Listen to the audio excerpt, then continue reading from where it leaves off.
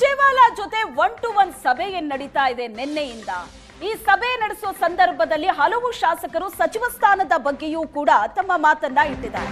ಹಿರಿಯ ಶಾಸಕರು 1-to-1 ಸಭೆ ವೇಳೆ ಸಚಿವ ಸ್ಥಾನದ ಬಗ್ಗೆ ಆಸೆ ವ್ಯಕ್ತಪಡಿಸಿದ್ದಾರೆ.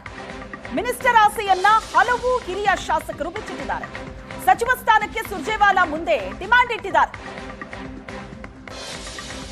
ಸಂಪುಟ ಪುನರ್ರಚನೆ ವೇಳೆ ಸ್ಥಾನ ನೀಡುವಂತೆ ಆಗ್ರಹಿಸಿದ್ದಾರೆ.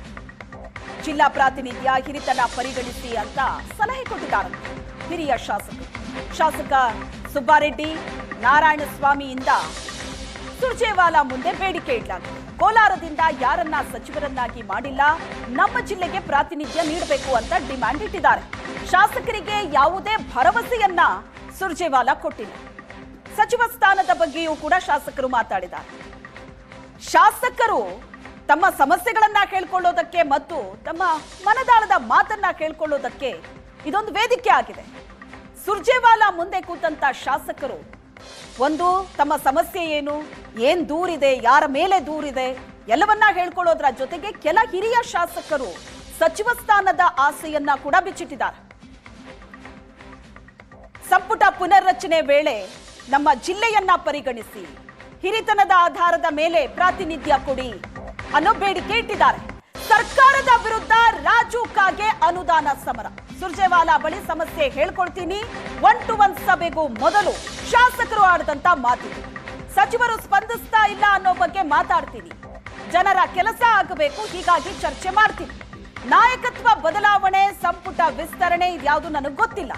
ನನಗಂತೂ ಸಚಿವನಾಗೋ ಆಸೆ ಇಲ್ಲ ಅಂತ ಶಾಸಕ ರಾಜು ಕಾಗೆ ಹೇಳಿದ್ದಾರೆ.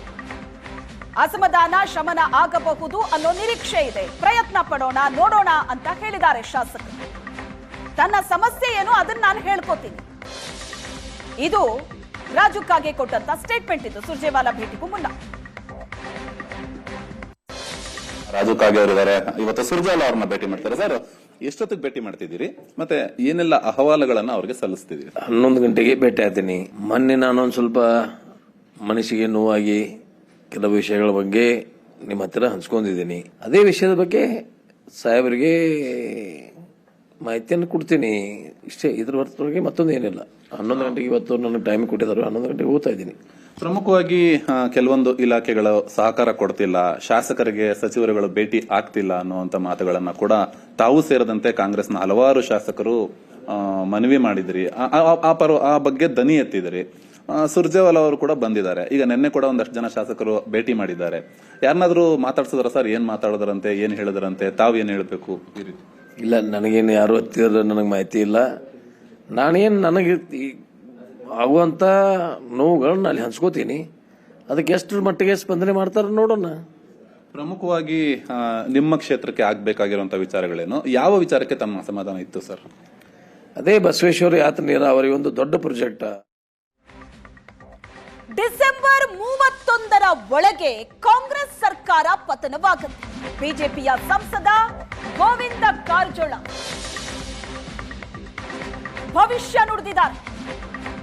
ಬಿಜೆಪಿ ಸಂಸದ ಗೋವಿಂದ ಕಾರಜೋಳ ನುಡಿದಂತ ಭವಿಷ್ಯ, ಸತ್ತ ಎಮ್ಮೆಗಳನ್ನ ತಿನ್ನೋದಕ್ಕೆ ರಣಹದ್ದಿನ ರೀತಿ ಕಚ್ಚಾಟ ನಡೀತಾ ಇದೆ. ಕಾಂಗ್ರೆಸ್ ಸರ್ಕಾರದ ಆಯುಷ್ಯ ಅಲ್ಪಾವಧಿ ಮಾತ್ರ. ಹಾಲು ಕುಡದೆ ಸಾಯ್ತಿದ್ದಾರೆ, ನಾವ್ಯಾಕೆ ವಿಷ ಹಾಕೋಣ? ರಾಜಕೀಯ ಪಕ್ಷ ಕಾಲ ಕಾಲಕ್ಕೆ ನಿರ್ಣಯ ತೆಗೆದುಕೊಳ್ಳುತ್ತೆ.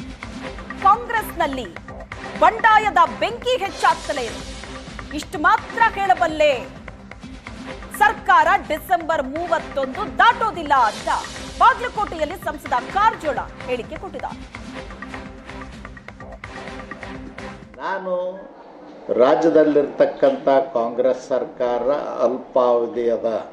ಅಲ್ಪಾಯುಷ್ಯದ, ಅದಕ್ಕೆ ಡಿಸೆಂಬರ್ 1ರ ನಂತರ ರಾಜ್ಯದಲ್ಲಿ ಕಾಂಗ್ರೆಸ್ ಸರ್ಕಾರ ಇರುವುದಿಲ್ಲ ಅಂತ ಹೇಳಿದೆ.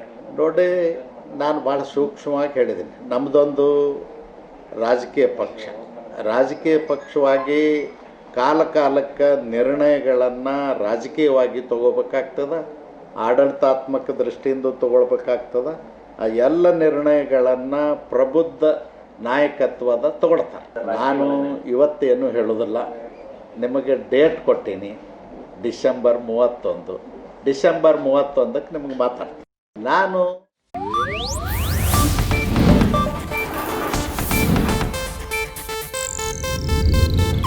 ಇದು ಏಷ್ಯಾನೆಟ್ ನ್ಯೂಸ್ ನೆಟ್ವರ್ಕ್ ಪ್ರಸ್ತುತಿ.